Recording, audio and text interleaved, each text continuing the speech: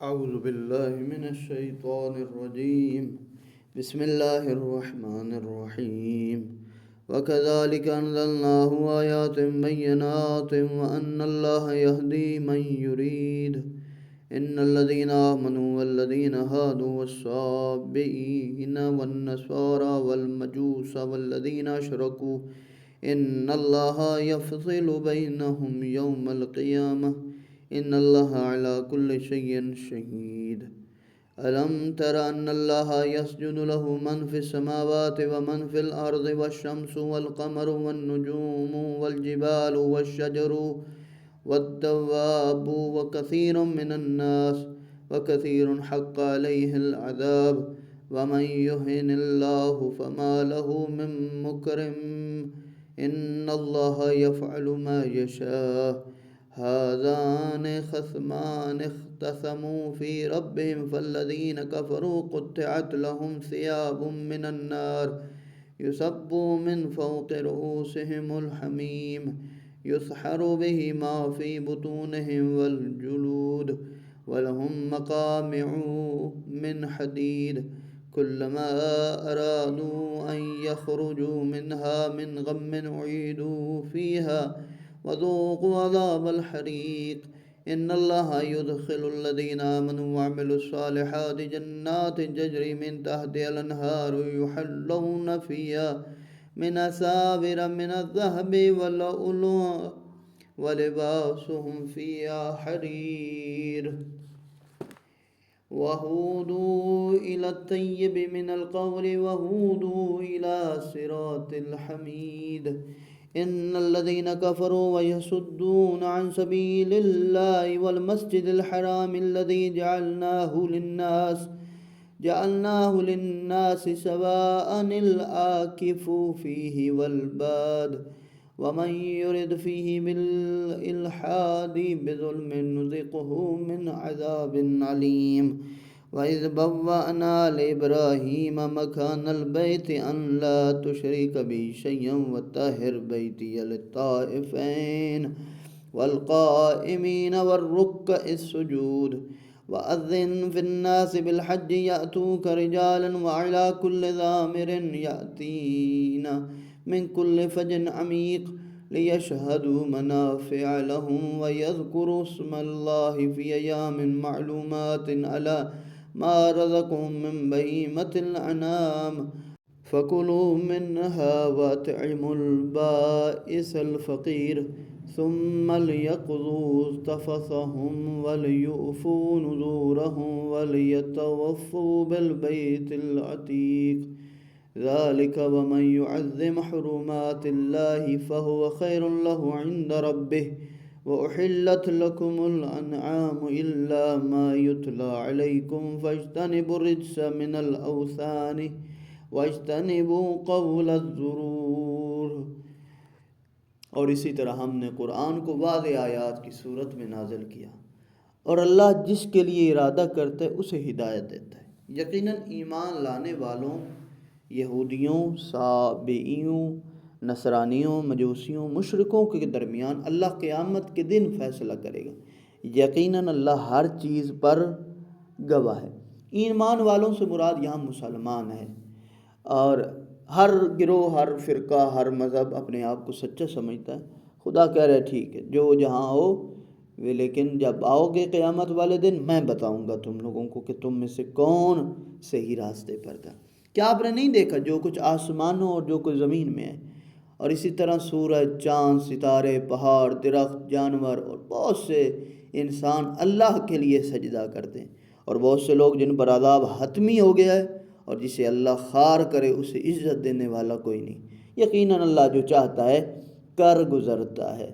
یعنی یہ ساری کائنات میں موجود تمام مخلوقات، انسان ہوں، صاحب عقل ہوں، جمادات، نباتات، ہر وہ شے جو بے عقل ہو اللہ کے سامنے سجدہ ریز ہوتی ہے، اور حضرت انسان بھی اسی میں شامل ہے کہ وہ سجدہ کرنے والا ہے. ان دونوں فریقوں نے اپنے رب کے بارے میں اختلاف کیا، بس جنہوں نے کفر کیا ان کے لیے آتش لباس آمادہ ہے، یعنی ان کے لیے آگ کا بنا ہوا لباس تیار ہے. ان کے سروں کے اوپر کھولتا ہوا پانی ڈالا جائے گا. یہاں دونوں فریق ہمیشہ ایک دوسرے کے مقابلے میں ہیں، حق اور باطل مراد ہے یہاں پر، کہ ہمیشہ حق اور باطل آمنے سامنے رہیں۔ اور خدا کہہ رہا ہے کہ ان میں سے جو کافر ہے، جو مشرک ہے، جو باطل ہے، اس کے لیے ہم نے عذاب تیار کر رکھا ہے، جس سے ان کے پیٹ میں جو کچھ ہے سب کا سب وہ کھا لیں گل جائیں گی۔ انسان کے اندر جتنے پیٹ کے اندر موجود ہیں، ان کو مارنے کے لیے لوہے کے ہتھوڑے ہوں گے۔ جب وہ رنج کی وجہ سے جہنم سے نکلنے کی کوشش کریں گے تو پھر اسی میں پلٹا دیے جائیں گے، کہا جائے گا جلنے کا عذاب تو چکھو۔ جو لوگ ایمان لائے، نیک اعمال کیے، اللہ یقیناً انہیں ایسی جنتوں میں داخل کرے گا جن کے نیچے نہریں بہہ رہی ہیں، سونے کے کنگنوں موتیوں سے ان کی آرائش کی جائے گی، ان جنتوں میں ان کے لباس ریشم کے ہوں گے۔ یعنی جنت میں دنیاوی تصورات کے مطابق شاہانہ زندگی ہوگی، اور اسی طرح انسان وہ کنگن، وہ زیورات، وہ آرائشیں اس کو پہنائی جائیں گی۔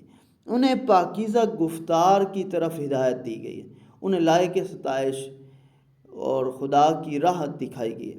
جو لوگ کافر ہوئے، راہ خدا میں رکاوٹ ڈال رہے ہیں، خود تو کافر ہیں، دوسروں کو بھی نہیں مسلمان ہونے دیتے، یا دوسروں کو بھی برائی کی طرف بلاتے، اس مسجد الحرام کی راہ میں بھی، جسے ہم نے سب لوگوں کے لیے بنایا، جس میں مقامی لوگ اور باہر سے آنے والے سب برابر ہیں، جو اس میں زیادتی کے ساتھ کجروی کا ارادہ کرے اسے ہم ایک دردناک عذاب چکھائیں گے۔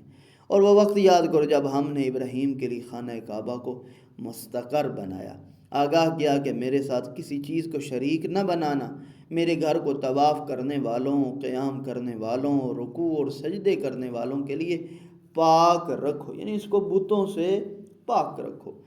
اور لوگوں میں حج کے لیے اعلان کرو کہ لوگ آپ کے پاس دور دراز راستوں سے پیدل چل کر اور کمزور اونٹوں پر سوار ہو کر آئیں، تاکہ وہ ان کے فوائد کا مشاہدہ کریں، اور جو انہیں حاصل ہے خاص دنوں میں اللہ کا نام لو، ان جانوروں پر جو اللہ نے انہیں عنایت کیے، پس ان سے تم لوگ خود بھی کھاؤ اور مفلوق الحال ضرورت مندوں کو بھی کھلاؤ۔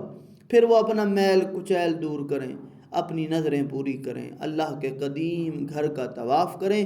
بات یہ ہے کہ جو کوئی اللہ کی قائم کردہ حرمتوں کی عظمت کا پاس کرے تو اس کے رب کے نزدیک اس میں اس کی بہتری ہے۔ تم لوگوں کے لیے مویشی حلال کر دیے گئے سوائے ان کے جن کے بارے میں تمہیں بتایا جائے گا، پس تم لوگ بتوں کی پلیدی سے اجتناب کرو اور جھوٹی باتوں سے پرہیز کرو۔ بیت اللہ کی تطہیر کے حکم کے بعد لوگوں کو حج کی طرف دعوت دینا۔ حضرت ابراہیم علیہ السلام ہیں جنہوں نے کہا کہ آئیں پیدل سفر کر کے آئیں، اونٹوں پہ سواری کر کے، یعنی آئیں صحیح، ایسا نہ ہو کہ اس کعبۃ اللہ کو اکیلا ہے، اور اطراف عالم سب کو جمع کریں، تمام حاجی وہاں اکٹھے ہوں، حضرت ابراہیم و اسماعیل کی یاد میں کھڑے ہوں اور اس قربانی کو یاد رکھیں۔ دنیاوی فوائد کے اعتبار سے حج کرنے سے مالی میں وسعت ہوتی ہے، اور معنویت میں انسان کے گناہ معاف ہوتے ہیں، اور اللہ کا حکم انسان بجا لاتا ہے۔ حنفاء للہ غیر مشرکین بہ ومن یشرک باللہ فکأنما خر من السماء فتخطفه الطیر او تہوی بہ الریح فی مکان سحیق ذلك ومن يعظم شعائر الله فإنها من تقوى القلوب لكم فيها منافع إلى أجل مسمى ثم محلها إلى البيت العتيق ولكل أمة جعلنا منسكا ليذكروا اسم الله على ما رزقهم من بهيمة الأنعام فإلهكم إله واحد فله أسلموا وبشر المخبتين الذين إذا ذكر الله وجلت قلوبهم والصابرين على ما أصابهم والمقيم الصلاة ومما رزقناهم ينفقون والبدن جعلناها لكم من شعائر الله لكم فيها خير فاذكروا اسم الله عليها صواف فإذا وجبت جنوبها فكلوا منها وأطعموا قانعا والمعتر كذلك سخرناها لكم لعلكم تشكرون لن ينال الله لحومها ولا دماؤها ولكن يناله التقوى منكم كذلك سخرها لكم لتكبروا الله على ما هداكم وبشر المحسنين إن الله يدافع عن الذين آمنوا إن الله لا يحب كل خوان كفور أذن للذين يقاتلون بأنهم ظلموا وإن الله على نصرهم لقدير الذين أخرجوا من ديارهم بغير حق إلا أن يقولوا ربنا الله ولولا دفع الله الناس بعضهم ببعض لحطمت صوامع وبيع وصلوات ومساجد يذكر فيها اسم الله الكثيرا ولينصرن الله من ينصره إن الله لقوي عزيز الذين إن مكناهم في الأرض أقاموا الصلاة وآتوا الزكاة وأمروا بالمعروف ونهوا عن المنكر ولله عاقبة الأمور وإن يكذبوك فقد كذبت قبلهم قوم نوح وعاد وثمود وقوم إبراهيم وقوم لوط وأصحاب المدين وكذب موسى فأمليت للكافرين ثم أخذتهم فكيف كان نكير فكأي من قرية أهلكناها وهي ظالمة فهي خاوية على عروشها وبئر معطلة وقصر مشید. اور اسی طرح صرف ایک اللہ کی طرف یکسو ہو کر کسی کو اس کا شریک بنائے بغیر جو اللہ کے ساتھ شریک ٹھہراتا ہے تو وہ ایسا ہے گویا آسمان سے گر گیا، پھر یا تو اسے پرندے اچک لیں یا اسے ہوا اڑا کر اسے کسی اور جگہ پھینک دیں۔ بات یہ ہے کہ جو شاعر الہی کا احترام کرتا ہے تو یہ دلوں کا تقویٰ ہے۔ مسجد کا احترام ہے، یہ شاعر الہی ہے۔ مکہ کا احترام شاعر الہی، مدینہ یعنی اللہ کی نشانیاں ہیں۔ صفا و مروہ کا احترام اگر انسان کرتا ہے تو حقیقت میں اس کے اندر تقویٰ ہے۔ اس قربانی کے جانور سے ایک معین مدت تک فائدہ اٹھانا تمہارے لیے جائز ہے، اٹھا سکتا ہے انسان، سواری کر سکتا ہے، ادھر ادھر لے جاتا ہے۔ پھر جب قربانی کا وقت ہو جائے یعنی جب حج کر لے پھر اس کے بعد اس جانور کو استعمال میں نہیں لا سکتا، فوراً اس کی قربانی کرے۔ کس کے پاس؟ فرمایا پھر اس کا مقام قدیم خانہ کعبہ کے پاس۔ اور ہر امت کے لیے ہم نے قربانی کا ایک دستور مقرر کیا، ہر ایک کے لیے علیحدہ علیحدہ، ایسا نہیں ہے سب کے لیے برابر ہو۔ ہاں قربانی ہے لیکن طریقہ کار مختلف ہے تاکہ وہ اس جانوروں پر اللہ کا نام لیں جو اس نے انہیں عطا کیے۔ پس تمہارا معبود ایک معین ایک ہی معبود ہے، پس اسی کے آگے سر تسلیم خم کرو۔ اے رسول عاجزی کرنے والوں کو خوشخبری سنا دو، جن کا یہ حال ہے کہ جب اللہ کا نام لیا جائے تو ان کے دل کانپنے لگتے ہیں، وہ مصیبت پر صبر کرتے ہیں، نماز قائم کرتے ہیں، جو رزق ہم نے انہیں دیا ہے نا اس میں سے خرچ کرتے ہیں۔ قربانی کے اونٹ جنہیں ہم نے تم لوگوں کے لیے شاعر اللہ بنایا ہے اس میں تمہارے لیے بھلائی ہے، بس اسے کھڑا کر کے اس پر اللہ کا نام لو، پھر جب یہ پہلو پر گر پڑے تو اس میں سے خود بھی کھاؤ، سوال کرنے والوں اور سوال نہ کرنے والے فقیروں کو بھی کھلاؤ، یوں ہم نے انہیں تمہارے لیے مسخر کیا تاکہ تم شکر کرو۔